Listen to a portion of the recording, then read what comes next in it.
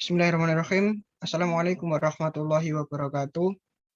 Di sini kami dari kelompok 4 pengukuran teknik dan data akuisisi akan menjelaskan mengenai konsep dasar dari pengukuran dengan anggota-anggotanya, yaitu saya sendiri Rahmat Rizky Nur Arifin, NIM 0420115.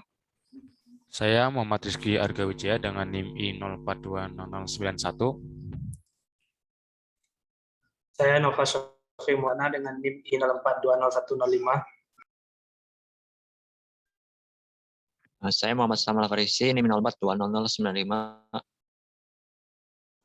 Saya Muhammad Haidar Al-Fatah Pamungkas, NIM I04200084. Oke, langsung saja.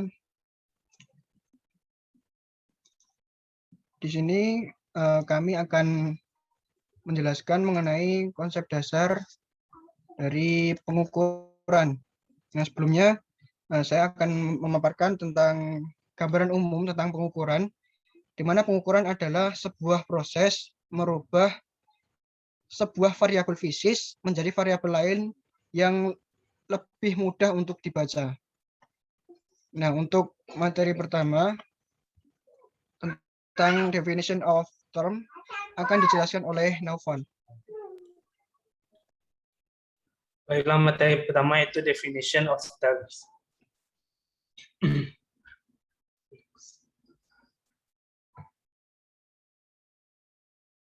Next. Kita sering memikirkan suatu kemampuan baca atau readability dari suatu instrumen. Istilah ini diindikasikan kedekatan dalam skala instrumen tersebut dapat dibaca. Adapun yang kedua yaitu hitungan terkecil atau the least count, yang berarti beda terkecil antara dua indikasi yang dapat dideteksi pada skala instrumen tersebut.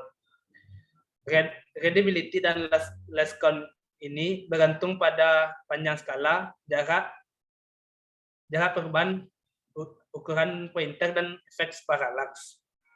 Next.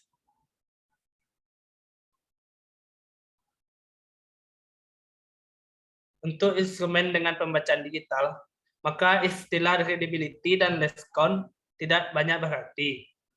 Yang berarti antara lain yang pertama itu sensitivity, yang berarti rasio dari pergerakan linear pointer suatu instrumen dengan perubahan variabel yang diukur yang menyebabkan gerak tersebut. Yang kedua yaitu hysteresis, di mana sebuah instrumen disebut mengalami hysteresis ketika terdapat beda pembacaan yang bergantung pada apakah nilai dari kuantitas yang diukur didekati dari atas atau dari bawah. Next. Yang selanjutnya itu perbedaan akurasi dan presisi. Akurasi sendiri menunjukkan simpangan atau deviasi dari pembacaan dari suatu input yang diketahui. Sedangkan untuk presisi dari suatu instrumen menunjukkan kemampuan untuk menghasilkan ulang suatu pembacaan tertentu dengan akurasi yang diketahui. Agar lebih jelas dapat dilihat pada gambar. Next. Materi selanjutnya itu calibration. Calibration atau kalibrasi adalah proses membandingkan antara sebuah nilai yang didapat dari pengukuran dengan nilai lain yang bisa kita percaya menjadi referensi. Prosedur kalibrasi ini terdiri dari membandingkan suatu instrumen tertentu dengan standar primer, standar sekunder dengan akurasi yang lebih tinggi dari instrumen yang akan dikalibrasi, atau dengan sumber input yang diketahui. Pentingnya kalibrasi ini tidak dapat terlalu ditekankan, karena kalibrasilah yang tepat menetapkan akurasi dari instrumen tersebut. Materi selanjutnya itu standar. Agar seorang peneliti di bagian-bagian yang berbeda di dunia dapat membandingkan hasil eksperimen mereka berdasarkan dasar yang konsisten, maka perlu untuk menetapkan suatu standar dari unit panjang dan masa, waktu, temperatur, dan kuantitas listrik standar. Yang pertama itu unit panjang, meter, yang merupakan suatu satuan utama terhadap faktor-faktor konversi yang sesuai. Yang kedua itu satuan waktu. Satuan-satuan standar untuk waktu ditetapkan sebagai frekuensi dari osilasi alat tertentu yang diketahui. Satuan dasar dari waktu itu sendiri yaitu detik telah didefinisikan di masa lalu sebagai 1/8640 dari hari matahari rata. Satuan-satuan standar dari kuantitas elektrik dapat diturunkan dari satuan mekanik gaya, massa, panjang, dan waktu. Dan selanjutnya itu skala temperatur. Skala temperatur absolut diajukan pada tahun 1854 dan membentuk dasar kalkulasi termodinamik. DIPTS 68 mengerjakan suatu basis eksperimental untuk suatu skala temperatur yang sedekat mungkin mendekati 8 skala temperatur termodinamika absolut. Yang lebih terbaru adalah ITS 90. Baik, untuk materi selanjutnya yaitu dimensi dan units. Di mana dimensi dan units ini dalam bahasa Indonesia yaitu berarti besaran dan satuan. Nah, hampir sebagian besar di dunia ini menggunakan SI atau satuan internasional. Nah, unit SI itu ada yang pertama itu base unit atau unit dasar, di mana satuan besaran-besarannya itu panjang, massa, waktu, kuat arus, suhu, jumlah zat, dan intensitas cahaya. Dengan satuan-satuan meter, kilogram, sekon, ampere, kelvin, mol, dan kandela. Nah, di sini ada juga derived units atau besaran turunan, di mana dimensinya ini dapat diturunkan menjadi kombinasi dari beberapa dimensi dasar, kombinasi dari base unit ini. Nah, misalnya saja frekuensi, ini adalah kombinasinya seperti S, kemudian gaya atau force, kombinasinya yaitu meter, kilogram, per sekon kuadrat. Nah, untuk selanjutnya yaitu skala. Nah, di sini satuan internasional memiliki skala yang teratur, di mana skalanya yaitu 10 kalinya. Bisa kita lihat deka 10,1, hekto 10,2, dan seterusnya. Berbeda dengan unit British, misalnya inci, feet, yard, dan mil, di mana skala mereka tidak konsisten. Misalnya saja 1 feet itu sama dengan 12 inci. Kemudian 3 feet itu sama dengan 1 yard. Ya, di sini skalanya tidak konsisten. Namun di beberapa negara, misalnya di Amerika, unit British ini masih dipakai di sana. Nah, kemudian selanjutnya sistem pengukuran. Sistem pengukuran dibagi menjadi 3 bagian. Yang pertama yaitu detektor transducer stage atau alat yang mentransformasikan suatu efek fisik ke efek lainnya. Di sini ada 2 alat yaitu sensor dan transducer. Di mana sensor adalah bagian yang kontak langsung dengan objek yang diukur. Dari sensor ini kemudian mengirim data ke transducer. Nah, di transducer ini berfungsi sebagai mengubah besaran fisik menjadi besaran elektris. Nah, kenapa besaran fisik ini diubah menjadi besaran elektrik? Nah, karena yang pertama supaya mudah untuk di-display di output stage nanti, dan kedua supaya mudah untuk di-record. Kemudian stage kedua yaitu intermediate stage yang berfungsi mengubah direksi sinyal dengan penguatan filtering dan lain-lain sehingga tersedia output yang diinginkan. Nah, di signal conditioning ini dapat mengubah nilai kelistrikan yang belum standar menjadi nilai-nilai yang standar sehingga tersedia output yang kita inginkan nantinya. Kemudian yang terakhir yaitu final stage atau output stage yang merekam, menunjukkan, dan mengontrol variabel yang diukur. Nah, di sini output stage-nya bisa berbentuk display atau indikator, kemudian berbentuk record, dan bisa juga berbentuk kontrol. Nah, kemudian untuk contoh sistem pengukurannya yaitu tabung Bourdon. Yang tabung ini adalah berfungsi untuk mengukur tekanan. Tabung Bourdon di sini ada tabung Bourdon ini berfungsi sebagai detektor dan transducer. Nah, ketika ada tekanan masuk, misalnya fluida yang masuk, kemudian masuk ke sini melalui tabung, di mana sebagai detektor dan transducer, nanti tabung yang semula berbentuk oval, kemudian akan mendapat tekanan sehingga tabung akan cenderung melurus, sehingga nanti di intermediate stage, di susunan roda giginya ini juga akan terangkat dan berpengaruh terhadap final stage-nya, yaitu pointer dan susunan dial di sini, yang merupakan tahapan akhir yang akan menunjukkan seberapa besar tekanan yang kemudian ditunjukkan dengan angka yang ada di sini. Kemudian ada materi selanjutnya yang akan dijelaskan oleh Arga. Terima kasih, Saudara Evin. Kemudian sebab berikutnya yaitu ada basic concept in dynamics measurement atau pengukuran dinamis. Nah, konsep dasar pengukuran dinamis, yaitu yang pertama, kita terlebih dahulu mengetahui ada pengukuran statis dan dinamis. Nah, pengukuran statis itu berkebalikan dengan pengukuran dinamis, di mana pengukuran statis itu tidak berpengaruh terhadap waktu. Ditekankan lagi bahwa pengukuran statis itu tidak berpengaruh terhadap perubahan waktu. Nah, apa itu pengukuran dinamis? Nah, pengukuran dinamis ini berkebalikan dengan pengukuran statis, yaitu pengukuran yang berpengaruh terhadap perubahan waktu. Nah, jika pengukuran itu diset pada saat bergetar, maka simpangan akan berubah terhadap waktu dan proses pengukurannya menjadi lebih sulit. Nah, pengukuran ini akan lebih mudah dikerjakan bila fluida dalam keadaan stabil atau steady dan menjadi semakin sulit bila dikerjakan pada perubahan yang cepat terhadap waktu. Kemudian next, nah, suatu sistem dinamis dapat digambarkan menggunakan suatu variabel umum xt ditulis dalam bentuk persamaan diferensial, di mana t itu mendefinisikan waktu. Ya, karena perubahan terhadap waktu ditampilkan rumus pada share screen kali ini bisa dilihat, kemudian bahwa ft itu adalah suatu gaya yang diberikan oleh sistem, di mana order dari sistem dinyatakan dengan order atau pangkat dari persamaan diferensialnya. Next,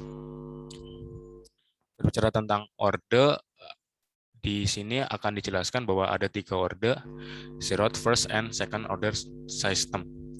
Yang pertama ada sistem orde 0 yang menunjukkan bahwa sistem xt akan mengikuti input dari forcing function secara sesaat dengan beberapa nilai konstan.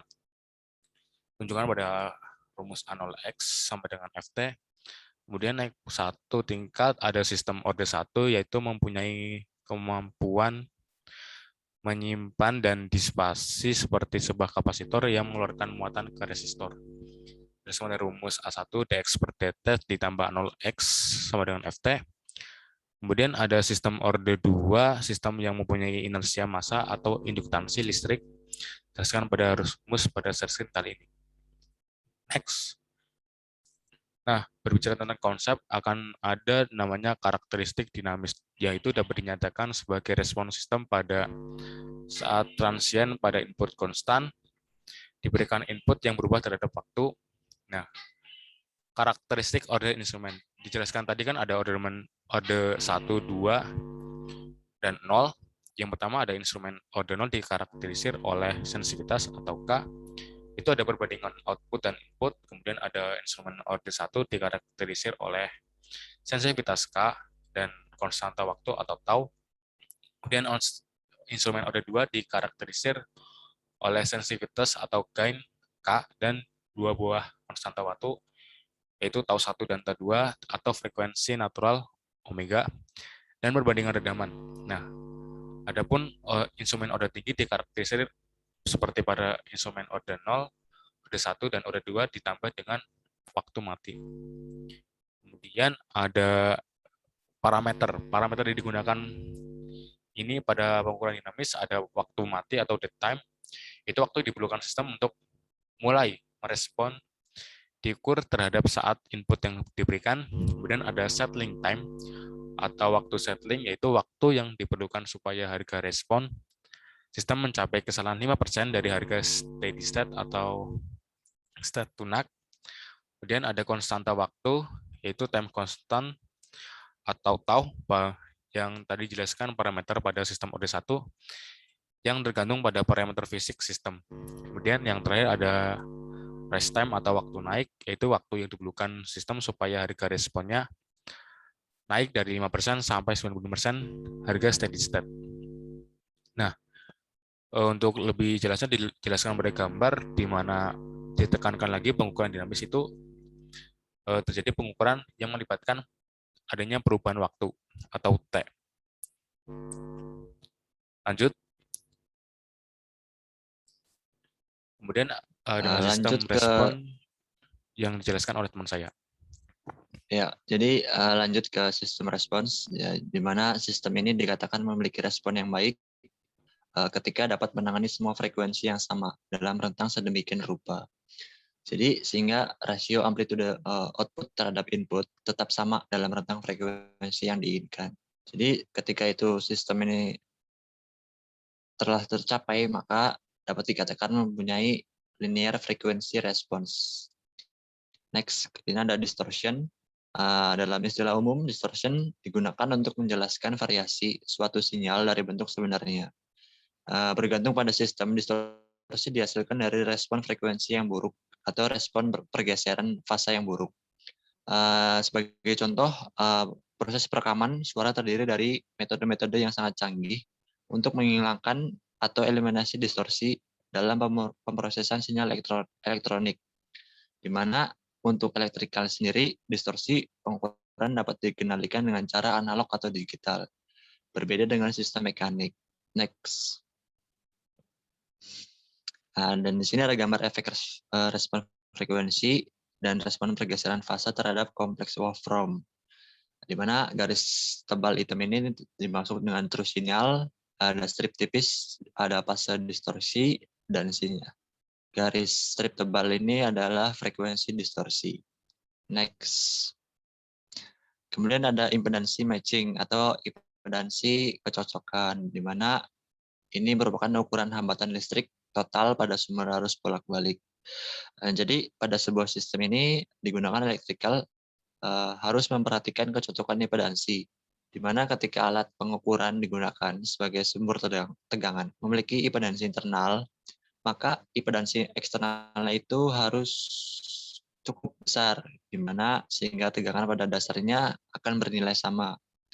Pada gambar ini dijelaskan impedansi input dari perangkat dua terminal, di mana di sebelah kanan R itu merupakan beban eksternal, kemudian di sebelah kiri itu ada instrumen A dan B, kemudian ada tegangan internal dengan lambang E, dan RI itu merupakan impedansinya, di mana alat ini berlaku sebagai resisten internal RI jika dihubungkan seri dengan sumber tegangan internal E. Mana terminal perhubungan untuk instrumen misalnya A dan B, dan tegangan open circuit pada terminal adalah tegangan internal E yang dijelaskan pada gambar di atas. Kemudian ini ada persamaan impedansi, di mana ada potensial output, yang dimana jika beban eksternal R dihubungkan dengan alat dan tegangan internal E tetap, maka tegangan pada terminal output bergantung pada nilai R-nya. Kemudian ada daya, di mana ketika P sama dengan E kuadrat AB per R, di mana ini kita ingin memberikan daya dari satu alat ke beban eksternal. Kemudian ada daya P sama dengan E kuadrat per R kali R per R tambah RI kuadrat, di mana ini nilai beban eksternalnya akan menghasilkan daya eksternal untuk suatu tegangan internal konstan E dan impedansi internal E. Kemudian ada pattern di atas yang menghasilkan R sama dengan R1. Jadi nilai beban eksternal itu bernilai sama dengan nilai impedansinya pada sistem. Next. Dan dilihat dari impedansi dan beban eksternal dari alat elektronik yang rumit, ini menghasilkan komponen induktif dan kapasitif, di mana ini memiliki prinsip dari kecocokan impedansi. Yang pertama, impedansi eksternal harus cocok dengan impedansi internal agar menghasilkan transmisi energi maksimum atau minimum redaman. Kemudian ada impedansi eksternal harus lebih besar dibanding dengan impedansi internal pada saat pengukuran tegangan internal. Yang ketiga, impedansi eksternal harus lebih besar dibanding impedansi internal untuk voltmeter elektronik sebagai pengukuran tegangan sirkuit elektronik. Next, akan dijelaskan oleh teman saya. Baik, selanjutnya kita akan melanjutkan penjelasan mengenai Fourier analysis. Oke, jadi sebelum kita melanjutkan penjelasan ini, apa itu Fourier analysis? Kita akan melihat beberapa contoh. Next. Oke, jadi di sini diberikan 3 bentuk fungsi. Yang pertama sebuah fungsi yang berbentuk seperti persegi, kemudian fungsi yang berbentuk segitiga, dan fungsi yang berbentuk seperti segitiga siku-siku. Selanjutnya. Nah, kemudian di sini diberikan sebuah gambar yang merupakan suatu penggambaran dari suatu gelombang suara. Jadi gelombang suara itu dapat terbentuk karena adanya amplitudo ataupun simpangan-simpangan yang terjadi karena perubahan waktu. Selanjutnya. Nah, di sini juga diberikan sebuah fungsi yang merupakan suara. Di sini untuk simpangan-simpangan tersebut terjadi sangat singkat dalam rentang waktu yang sangat singkat sehingga terbentuk fungsi yang terlihat kompleks. Selanjutnya. Nah, jadi mungkin dari setelah kita melihat fungsi tadi mungkin akan muncul sebuah pertanyaan, bagaimana kita bisa menyelesaikan atau menganalisa dari bentuk fungsi-fungsi kompleks tersebut. Nah, disitulah Fourier analysis akan berperan. Jadi di sini adalah Fourier analysis adalah sebuah metode analisis mengenai suatu fungsi periodik yang berbentuk kompleks yang digunakan untuk menggambarkan fungsi itu kembali dengan menggunakan deret fungsi trigonometri ataupun fungsi eksponen. Next. Nah, jadi penemu awalnya itu seorang penemu bernama Joseph Fourier. Beliau mengatakan bahwa suatu potongan fungsi yang periodik itu dapat digambarkan atau dapat direpresentasikan dalam suatu deret fungsi rangkaian fungsi sinus dan kosinus. Selanjutnya. Nah, untuk deret fungsi yang dimaksud tadi ada seperti ini. Jadi di sini diberikan sebuah fungsi penjelasannya, di mana A0 itu merupakan suatu konstanta Fourier, yang mana konstanta tersebut akan terus berlanjut hingga A1 cos X, A2 cos 2X, hingga bertemu suatu konstanta dengan N itu adalah sebuah hitungan harmonik dari suatu fungsi ya, dalam fungsi cos. Dan selanjutnya, karena ini merupakan deret fungsi sinus dan kosinus, sehingga akan melibatkan sinus juga. Sehingga di sini B1 juga merupakan suatu konstanta Fourier yang lain, dengan fungsi sin X dilanjutkan dengan konstanta B2, sin 2X, dan selanjutnya hingga harmonik B sekian sin NX. Dari sekian panjang penjelasan persamaan tadi dapat disingkat menjadi persamaan seperti berikut. Dengan A0 merupakan suatu konstanta ditambah dengan sigma penjumlahan hingga nilai tak hingga AN cos N omega T ditambah dengan BN sin N omega T. Selanjutnya, kita akan membahas mengenai desibel. Jadi desibel merupakan satuan untuk mengukur intensitas suatu suara. Jadi dapat direpresentasikan juga daya listrik disipasi dalam sebuah resistor itu dapat digambarkan dalam sebuah persamaan berikut, di mana P sama dengan E kuadrat dibagi dengan R. Nah, kemudian nilai desibel dengan referensi sebuah daya, desibel memiliki lambang seperti itu, dB, di mana nilainya adalah 10 log dalam kurung P dalam kurung P referensi. Nah, untuk nilai desibel dengan referensi sebuah tegangan, nilai desibel tersebut sama dengan 20 log dalam kurung E dibagi dengan E reference. Selanjutnya adalah Fourier transform. Nah, jadi Fourier transform ini merupakan salah satu lanjutan dari Fourier analysis dan merupakan salah satu bagian yang cukup penting. Dalam seperti yang tadi kita lihat ya, kita melihat sebuah deret fungsi sinus dan kosinus. Nah, di sini Fourier transform itu menggunakan persamaan yang tadi untuk menggambarkan suatu fungsi. Jadi Fourier transform metode yang juga digunakan untuk menggambarkan suatu fungsi dengan fungsi sinus dan kosinus. Selanjutnya. Nah, jadi penjelasan yang dapat dilihat di sini ya, sebenarnya itu semua fungsi yang terbentuk, apapun itu semuanya dapat dibentuk, dapat digambarkan kembali menggunakan suatu fungsi sinusoidal yang memiliki frekuensi yang berbeda. Selanjutnya, nah berikut adalah contoh penggambaran kembali dari sebuah fungsi yang berbentuk gerigi. Nah, jadi jika kita menggunakan tiga harmonik dari suatu persamaan Fourier tadi, kita mendapatkan suatu bentuk yang seperti gelombang. seperti gelombang naik turun. Selanjutnya, nah jika kita menambah semakin banyak harmonik yang kita gunakan, maka dapat dilihat di sini sebanyak 7 ya, 7 koefisien Fourier yang kita gunakan, maka bentuknya akan semakin mendekati dengan fungsi yang fungsi aslinya, yaitu fungsi Grigi tadi. Dan selanjutnya di sini ketika menggunakan koefisien Fourier yang semakin banyak sebanyak 41, dapat dilihat di sini pembentukan penggambaran fungsinya semakin akurat, di mana nilainya penggambaran fungsinya itu sangat mendekati bentuk fungsi aslinya, yaitu berbentuk gerigi seperti itu. Dan selanjutnya mengenai eksperimen planning.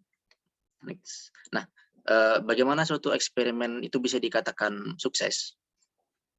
Jadi eksperimen yang bisa dikatakan sukses itu adalah eksperimen yang dapat memberikan hasil sesuai dengan tujuan dari eksperimen tersebut. Kemudian eksperimen yang dilaksanakan sesuai prosedur tentunya. Eksperimen yang dilaksanakan secara mendetail. Mendetail itu berarti banyak sekali yang diperhatikan ya, dari variabel-variabelnya, kemudian variabel terikat, variabel kontrolnya juga diatur, dan bagaimana hubungan variabel masing-masing variabel jika salah satu dari variabel tersebut mengalami perubahan. Dan selanjutnya eksperimen yang memberikan hasil seakurat mungkin dengan keadaan di dunia nyata. Next. Kemudian ada beberapa hal yang harus diperhatikan dalam melakukan eksperimen. Ada 4 hal yang cukup penting untuk diperhatikan dalam eksperimen ini, yaitu memperhatikan variabel eksperimen. Nah, jadi dalam melakukan suatu eksperimen itu kita perlu memperhatikan variabel, karena variabel-variabel itu dapat memberikan hasil yang cukup signifikan terhadap data eksperimen. Variabel terikat, variabel kontrol, dan variabel bebasnya juga memberikan hasil-hasil yang cukup mewakili keadaan di dunia nyata, sehingga variabel itu sangat-sangat perlu diperhatikan. Kemudian adalah instrumen penunjang eksperimen. Nah, dalam suatu eksperimen itu dibutuhkan namanya instrumen ataupun suatu penunjang. Contohnya seperti kita melakukan eksperimen terhadap perbedaan panas, mungkin kita membutuhkan suatu sumber panas, bisa berupa sebuah api ataupun segalanya sumber panas yang merupakan sumber panas. Dan juga kemudian yang ketiga ini adalah prosedur pengambilan data. Nah, sebagaimana kita menginginkan dari sebuah eksperimen adalah menginginkan sebuah jawaban. Jawaban yang perlu kita ketahui itu adalah apa sih maksud dari eksperimen tersebut. Nah, agar jawaban-jawaban tersebut dapat diambil dan juga dapat diterima, maka akan diperlukan beberapa prosedur pengambilan data agar data-data yang diambil tersebut dapat akurat, tepat sasaran, dan juga dapat sesuai dengan maksud dari eksperimen tersebut. Dan yang keempat, tak kalah penting adalah mengenai keselamatan dalam pelaksanaan eksperimen. Eksperimen-eksperimen tertentu itu bisa melibatkan suatu keadaan di mana yang dapat mengancam keselamatan, seperti proses pembakaran atau menggunakan alat-alat yang memiliki kemampuan mesin yang besar, dan juga yang mungkin melibatkan suatu benda yang memiliki bobotnya yang sangat berat. Maka perlu diperhatikan keselamatan selama eksperimen. Maka perlu dilaksanakan beberapa prosedur untuk eksperimen tersebut agar dapat dilaksanakan sebagaimana mestinya.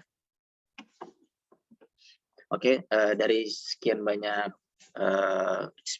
penjelasan kami, terima kasih atas perhatiannya. Kurang lebihnya kami mohon maaf. Assalamualaikum warahmatullahi wabarakatuh.